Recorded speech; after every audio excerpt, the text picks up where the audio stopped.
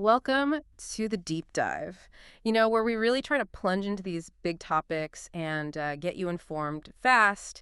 And today we're tackling something, well, pretty universal, I think. This human quest for direction, for meaning, that kind of inner compass we're all looking for to navigate, life's uncertainties.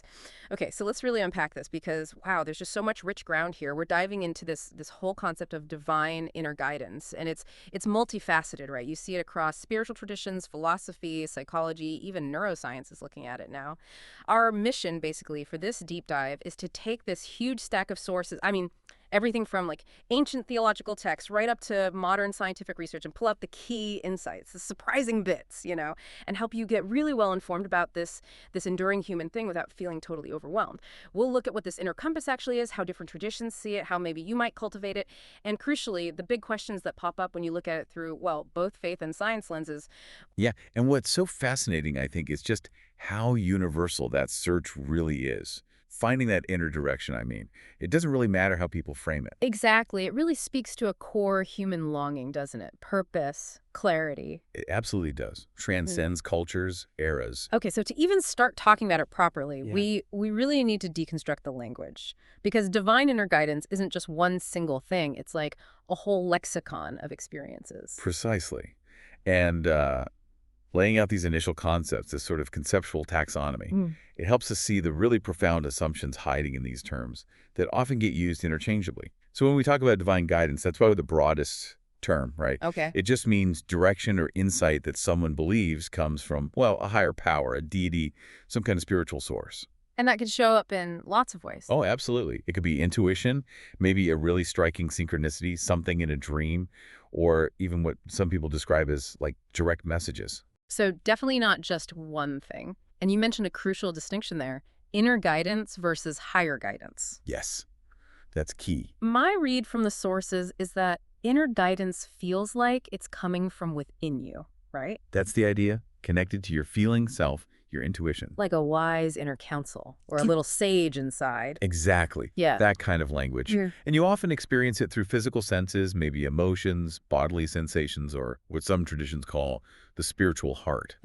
Then higher guidance feels like it's coming from a consciousness beyond your individual self. Okay, outside of me. Think spiritual support team, maybe spirit guides, angels, ascended masters, or even a version of your own higher self on a higher plane. Accessing that often seems to involve what people call non-physical senses, the clairs, clairvoyance, clairaudience, that sort of thing. That distinction makes a lot of sense. Yeah. So where does plain old intuition fit in all this? Is it the source or just the signal? Good question. Intuition is generally seen as the mechanism, or maybe the messenger. Ah, okay. It's the delivery system, not usually the ultimate source itself. It's that instinctive knowing, the gut feeling, the hunch, the thing that arrives without conscious reasoning. It's the signal carrying insights from that deeper well, whether you see that well as internal or external. Got it. And then terms like inner wisdom or higher self, that would be the ultimate source of the inner knowing.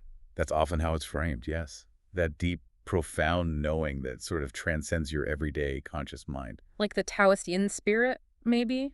Or Jung's idea of the self archetype? Exactly, those kinds of concepts. That inner divine center guiding you towards wholeness. So guidance can show up as what?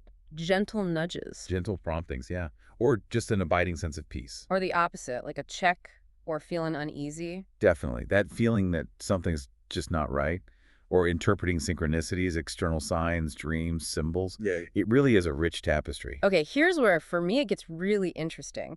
And it seems to fundamentally change everything about the spiritual journey. What's that? The core belief about where the guidance actually comes from. This distinction you highlighted, external transcendent versus internal immanent. That seems to be the biggest organizing principle. Absolutely. And this raises a huge question for all of us, doesn't it? How does that shift in the perceived locus, where you think the guidance originates? How does that influence not just your spiritual practice, but your whole definition of truth and authority? Yeah, completely. So let's start with the external, the transcendent source. Think about, say, Christianity. Okay. Guidance is typically understood as coming from the Holy Spirit, Oh. who's seen as distinct from the believer, but dwells within them after conversion. It's a relational thing. Right. And the main mechanism is often called the inward witness. Now, that's usually not an audible voice. Not a booming voice from the clouds. No, generally not. It's more of an internal perception, a conviction, a sense. Okay, an inner knowing. Exactly. Right. And it can manifest in specific ways. You might get promptings, those gentle nudges Yeah. to do or say something, or checks, that feeling of unease, like an internal red light signaling a decision isn't right. And importantly, that scene is distinct from just being afraid. It's a deeper kind of wrongness. Got it. And the opposite. The opposite is often described as abiding peace, that restful green light feeling that settles over you, even if things are chaotic externally. Is there a biblical example? A classic one cited is the Apostle Paul sensing danger before his voyage to Rome described in Acts. It wasn't based on sailing knowledge, but this inner perception that ultimately saved them. But discernment is key here, right? It has to align with Scripture. Absolutely critical. Any perceived guidance must never contradict the Bible, which is seen as the ultimate authority. And it's often tested against the wisdom of the community, with external circumstances sometimes acting as confirmation, though that's seen as tricky. Okay, so that's one major approach. Now, Islam. How does guidance or hidayah work there? In Islam, guidance comes directly from Allah, the Creator, and the ultimate unwavering source of authority is the Quran, seen as the literal word of God. And for personal decisions. There's a specific practice called Salat al-Istikhara. It's a prayer recommended for seeking counsel on pretty much any matter. How does that work? Well, the process usually involves consulting trusted people. First istishara, because human wisdom is valued. Then you perform a specific 2-unit prayer, followed by a particular supplication, a dua, where you mention the decision you're facing. And how do you get the answer? Is it a dream or... Typically, no. The interpretation isn't usually about looking for dreams or symbolic signs. Instead, the answer is believed to be revealed in how events actually unfold. Ah, so in the real world. Exactly. If the path forward is good for you, Allah facilitates it, makes it easier. If it's not, obstacles arise or your heart is simply turned away from it. It's fundamentally about trusting Allah's orchestration of your circumstances. That's a very different way of understanding the answer. It is. And there's also a crucial distinction in Islamic thought between that's the authoritative revelation given specifically to prophets, like the Quran itself. Think of it like a direct universal instruction from the main office. Okay. Versus Ilab. That's more like personal inspiration or insight that comes to individual believers. It's helpful for you, but it's not considered authoritative for anyone else. It's like a good idea for your own project, not a company-wide directive. That's a really clear analogy. Okay, let's shift gears now to the internal, the immanent source, Hinduism, especially Vedanta. Right. Here, the ultimate source is the Atman, your true eternal self. And this Atman is considered identical with Brahman, the ultimate reality, the ground of all being. So divinity isn't out there, it's in here. Precisely. And the core human problem isn't seen as sin, but avidya, ignorance, mistaking your ego, your personality, for your true self. So the goal isn't to get guidance from outside, but to uncover what's already inside. Exactly. The goal is Atmagyan, self-realization, uncovering the innate wisdom that's always present within you. How do you do that? Practices like meditation, dhyana, aim to still the mind, quiet the ego chatter, so you can connect with the Atman. Self-inquiry, vichara, involves rigorously questioning your thoughts, who am I, to distinguish the ego from the self, and detachment from outcomes, plus aligning yourself with your dharma, your unique moral duty or cosmic role, are also key. Guidance here is less a message received and more a state of being, you realize. It's the natural flow of wisdom when you're aligned. That's profound. And this idea seems to really explode in what we call New Age or modern spirituality. It certainly resonates there. You see what some scholars call unmediated individualism, a very eclectic approach. Where does the guidance come from in these frameworks? It varies hugely. Sometimes it's the higher self, often imagined as a perfect, wiser version of you on a higher plane. Other times it's a spiritual support team, spirit guides, angels, that sort of thing. Or the universe. Yes, the universe is a big one. Often conceived as a conscious, benevolent intelligence that communicates through signs and synchronicities. And there's a strong emphasis on the inherent divinity of the individual, seeing yourself as a co-creator of your reality. And the practices are just as varied. Totally. Meditation, visualization, affirmations are common, and divination tools, tarot, runes, I Ching, astrology, crystals. But often, say with tarot, it's not about fortune-telling in a predictive sense. More like a mirror. Exactly, a symbolic mirror to reflect your own inner thoughts, feelings, and insights. helping you articulate what you might already intuitively know, but haven't consciously grasped yet. This all points to a really significant cultural shift, doesn't it? The whole spiritual but not religious phenomenon. Definitely. It marks a move away from submitting to communal religious authority towards seeking personal empowerment and direct experience. Which offers a lot of spiritual freedom, for sure. It does. But it also brings up that paradox, the potential for spiritual narcissism, Yeah. focusing only on the self, and also the commodification of these deep practices. We'll probably touch on that later. Yeah, good point. So, okay, we've seen these different views on the source. Now, the practicalities. How do people actually try to cultivate this guidance? And maybe more importantly, how do they discern if it's real or just noise? Right. And interestingly, despite the different sources, there's quite a bit of common ground on the how-to across traditions. Like preparing the ground first, making yourself receptive. Exactly. That's fundamental. Creating a peaceful environment is often step one.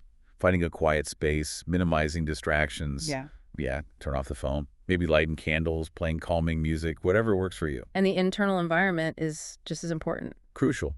Cultivating a receptive mindset. Letting go of mental clutter, the stress, the worries. Deep breaths help. Fostering openness, non-judgment. And trust. Trusting that guidance is possible and that you can receive it. Having a clear intention helps too, I imagine. Yes, definitely. Whether you have a specific question in mind or you're just making a general request for clarity or direction. Okay, so the ground is prepared. What's in the toolkit for actually connecting? Meditation and mindfulness are pretty foundational across the board. The idea is quieting the conscious mind allows you to hear those more subtle whispers, that still small voice. And for those with a theistic view, prayer. Prayer is central, yes. Seen as a direct dialogue speaking your concerns and questions, but also, importantly, listening for responses, which might come as thoughts, feelings, a sense of peace, or even insights later on. What about writing? Journaling is huge. It helps access the subconscious, track synchronicities or patterns you notice. Some people practice automatic writing, just letting thoughts flow onto the page without censorship. Dreams too, right? Many traditions see dreams as channels. Absolutely. Keeping a dream journal, reflecting on symbols, and somatic awareness, really tuning into your body. Gut feels. Exactly. Gut feelings, a sense of expansion or contraction in your chest, muscle tension. Your body often knows things before your mind does.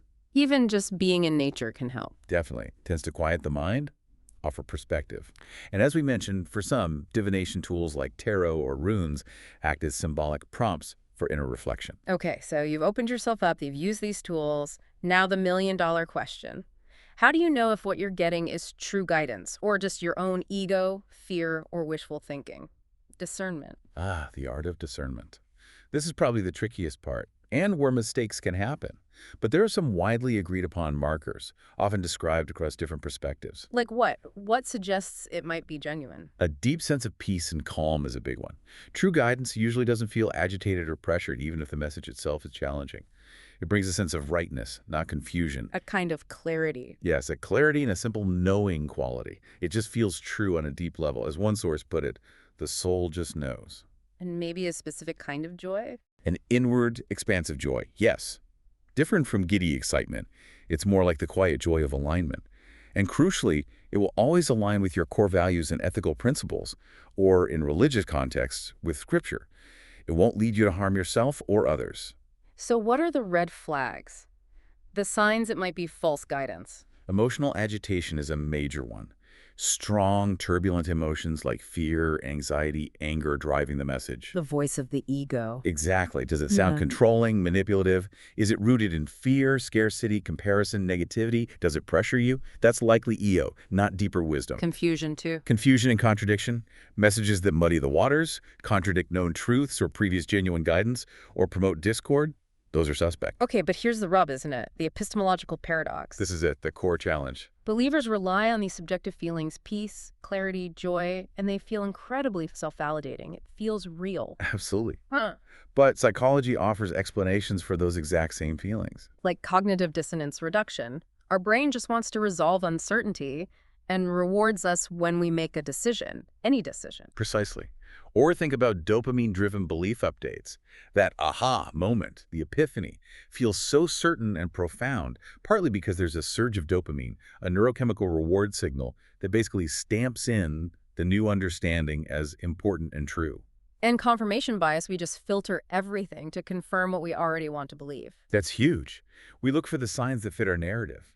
And apophenia, our tendency to see meaningful patterns in random noise, that hyperactive agency detection device we talked about earlier. So the critical question remains, is it genuine communication from some deeper or higher reality? Or is it just the incredibly elegant, sometimes flawed way our own minds work? That's the heart of the matter. It doesn't necessarily invalidate the experience, but it demands critical thinking about the explanation for the experience. It really highlights how sophisticated our own minds are, doesn't it? Indeed, the brain is truly remarkable. And this leads us into philosophical and psychological territory. Like the problem of self-knowledge.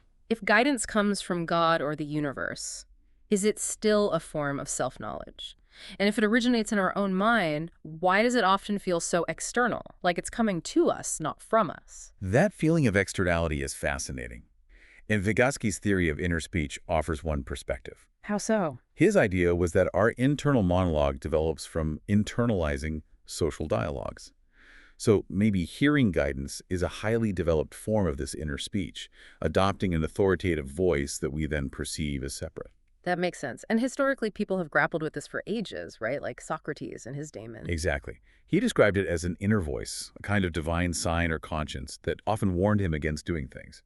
Not necessarily supernatural in our modern sense, but a form of deep inner knowing rooted in self-examination and reason.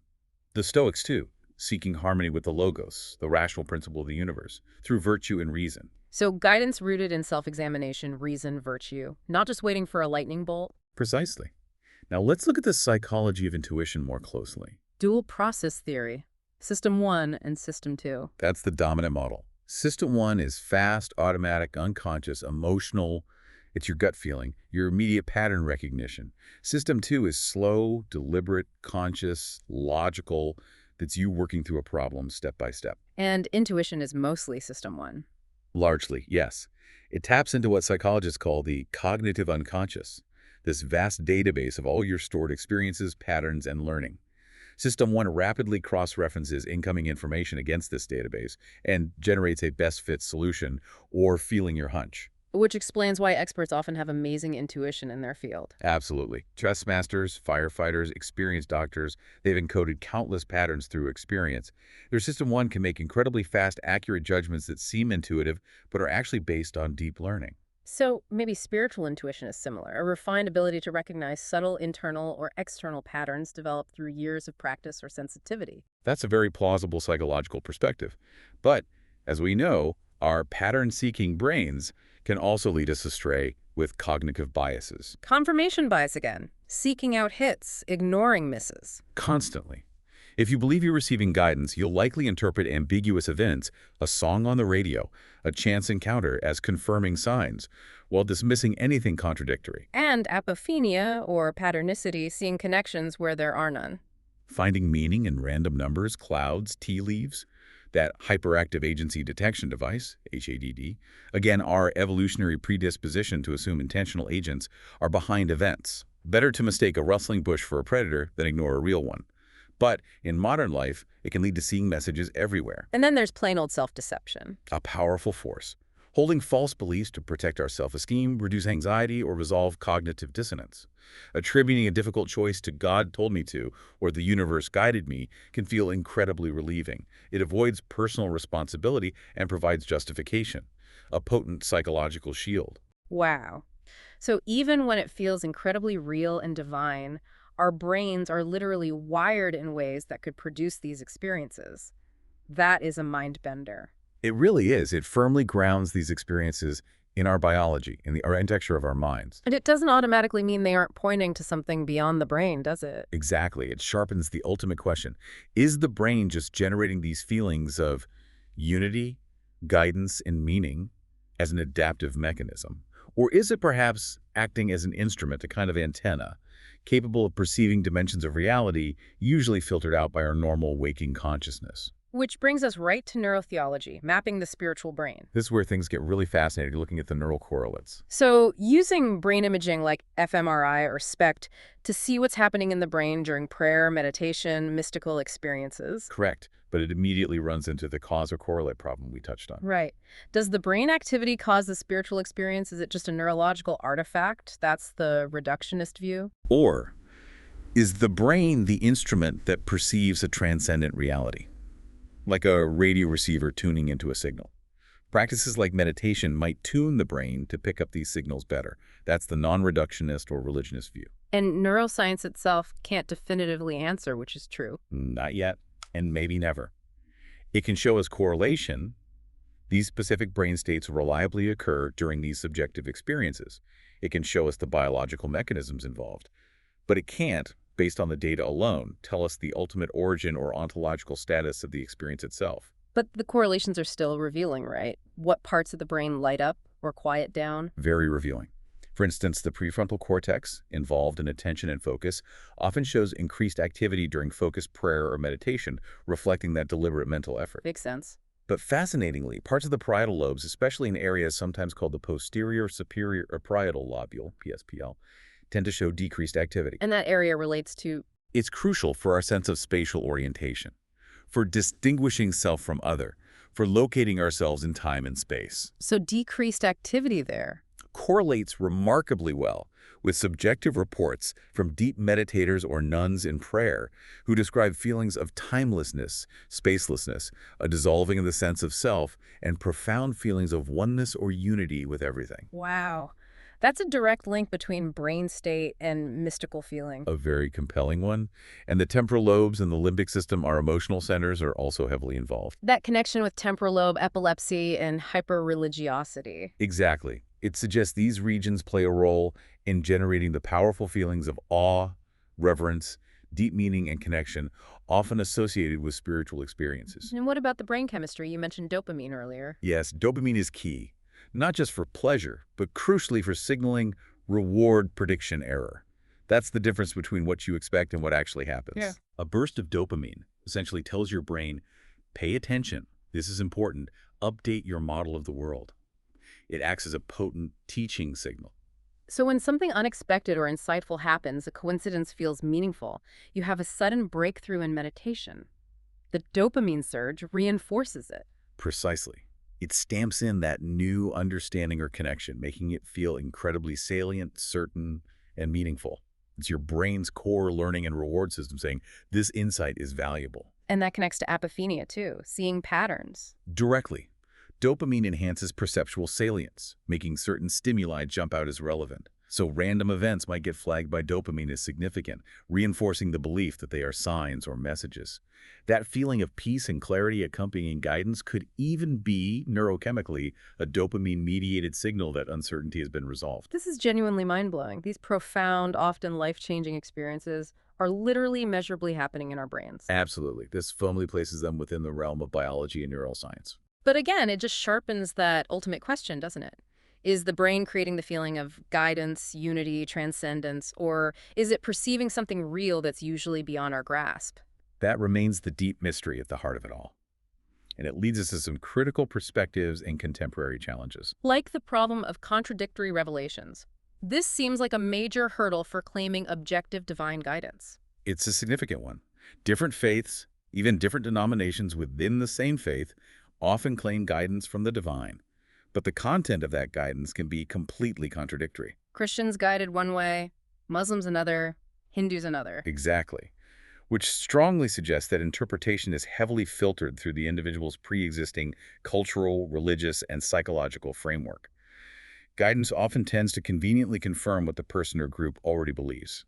From a skeptical viewpoint, that looks less like objective communication and more like a subjective psychological phenomenon dressed up as divine. That's certainly the skeptical interpretation.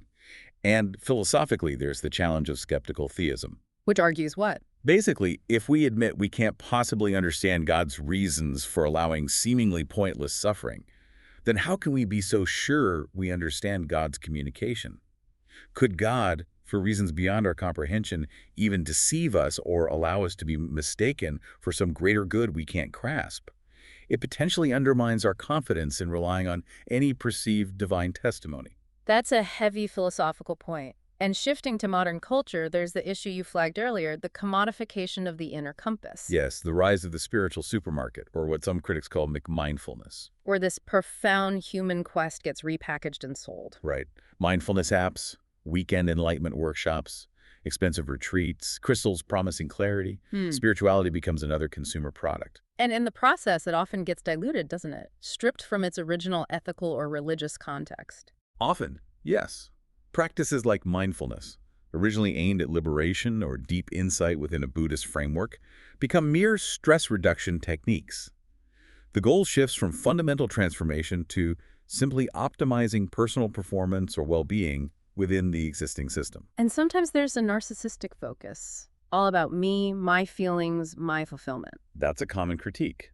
Some offerings seem to center entirely on the self, promoting a kind of unapologetically selfish self-care that can neglect communal responsibility, social justice, or deeper ethical considerations. Plus the potential for exploitation when spiritual authority can be bought and sold. Absolutely. There's an inherent contradiction in selling transcendence or enlightenment.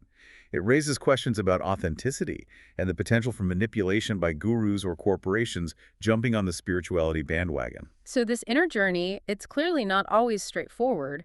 The outcomes can be incredibly varied. Hugely varied. We see case studies showing amazing positive results. Think of someone ignoring conventional advice, following a strong inner sense, and achieving great success against the odds. Or that story of the man whose dream about a paper guillotine prompted him to check on his child, discovering and putting out a fire. A life saved by listening to that inner prompting. Exactly. Those stories inspire hope. But then there are the negative outcomes, often from ignoring guidance. Like the woman who married despite a powerful inner feeling it was a huge mistake, leading to years of difficulty and divorce. Or people staying in toxic situations for far too long because they didn't heed that inner voice saying, leave. Those are sadly common.